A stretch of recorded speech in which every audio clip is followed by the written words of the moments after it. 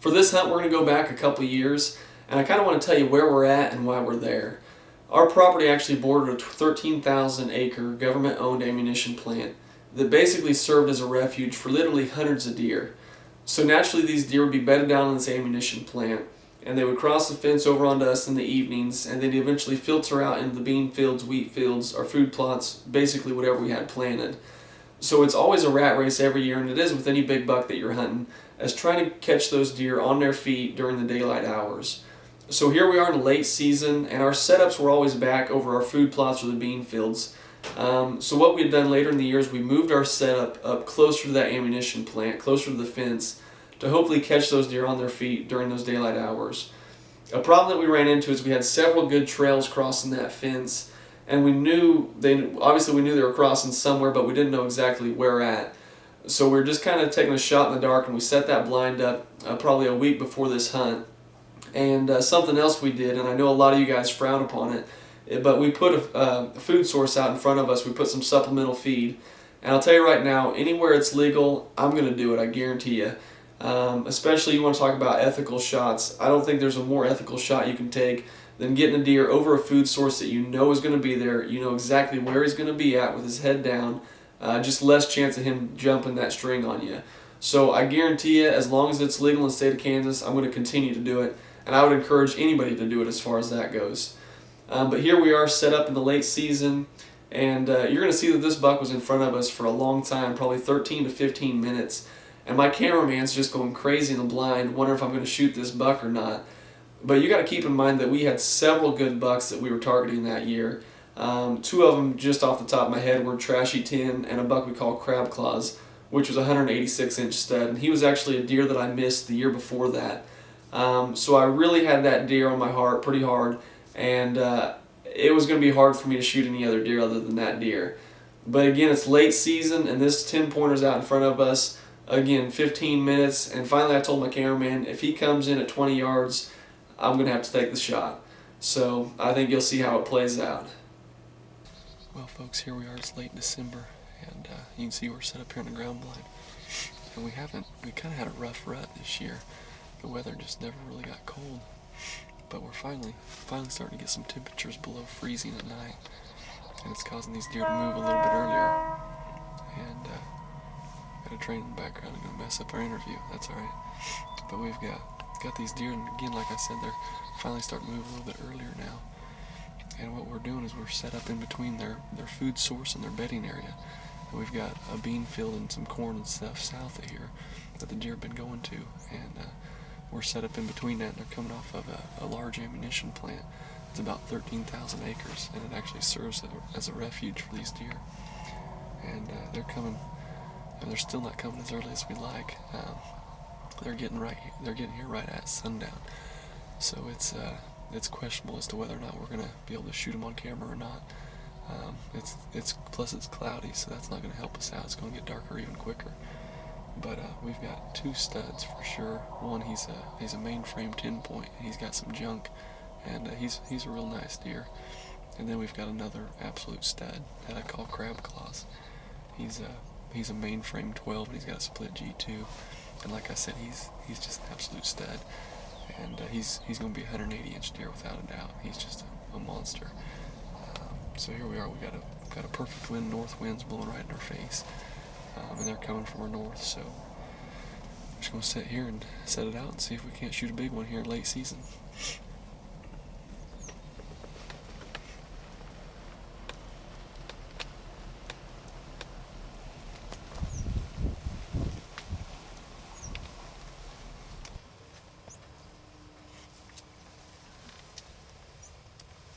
Big buck behind you. The stud. I'm not even screwed. Alright, I'm not even screwed. He's the shooter.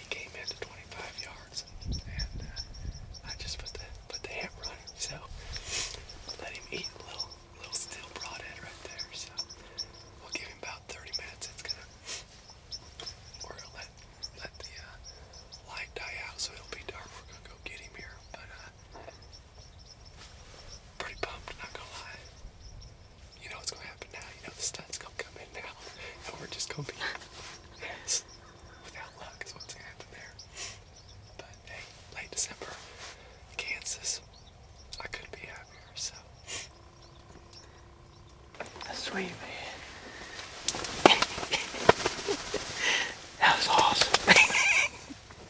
That was awesome. That's a nice buck. That's a nice deer. You couldn't ask for one much nicer. I mean, you can't ask for much better than that. No. He's a shooter. Yeah, he is. Yeah. I don't know. I think he's pushing 150s. He's got to be, I think. He is tall. He is really tall. He's my best buck. Let's put it that way. I don't think he jumped the fence, Flint. I really don't. I don't know. I lost him in that tall brush there. I didn't see him fall, but he kind of stopped. He's about in between that big tree, just to the left of that big tree. I didn't see him. Sweet. First buck on video, baby. Well, we're pretty sure we know where he went down. Pretty sure he didn't cross the fence. I sat there and watched him for quite a while, and we didn't see him jump the fence. So we're just going to go to the fence and start walking it down and see if we can't find him. So hopefully he just laid up by the fence and laid down and died there, which I think he did. So see if we can't find him.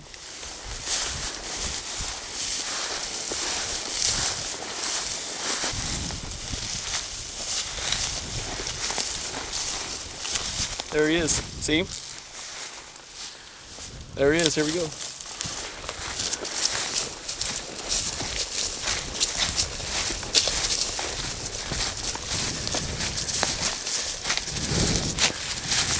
Oh yeah. You can see here we got he's a pretty nice deer. He's a mainframe 10, and we got plenty of pictures of this deer. He's got good height, good tine length, but he's actually got a kicker back here. I didn't even notice that. Yeah, like I said, we got plenty of pictures of this deer, and he's a nice deer. He's probably a 3-year-old deer, 3.5-year-old deer. Not what we were hoping for tonight. We were definitely hoping for a 180-inch deer that we've got. We call him crab claws, but we've only got 2 weeks left of the season, and this guy came in and he looked good enough for me, I guess. So he's probably 150-inch deer, which, you know, again, that's a pretty good deer for anybody's first video buck, I'd say. So we got one on video at any rate, and we'll look to shoot a bigger one in the years to come. So